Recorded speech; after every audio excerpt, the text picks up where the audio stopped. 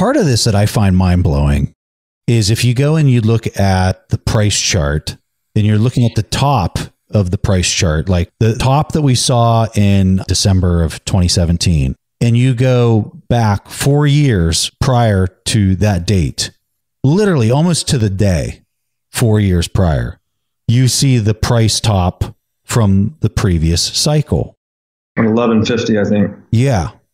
And if you go to the bottom, the trough of the cycle, and you go back 4 years, almost to the day, you see the trough on the previous cycle.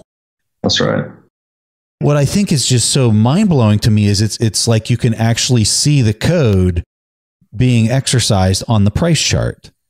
That's right. I've never seen anything. I mean, I've messed around in financial markets for multiple decades now, and I've never seen anything like that can be so programmatic. Right. And it's right there in the source code. That's right. It's perfect information, right? To draw another analogy from chess, we can see all of the players and all of the spaces on the board, right? So we have perfect information as to what can happen in that game, but the possibilities still are endless, right? In a chess game. And it's, again, where the Keynesian or central bank approach is to add liquidity, to apply quantitative easing into markets.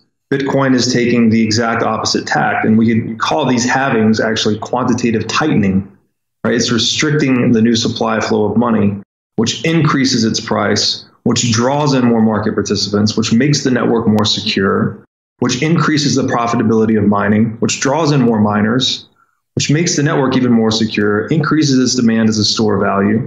And the cycle, it's a virtuous feedback loop that no one's figured out how to disrupt yet.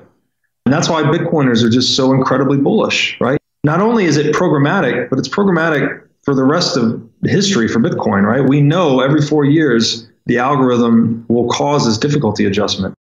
And if the adherence to the price pattern holds, then the incentive to front run this thing becomes enormous.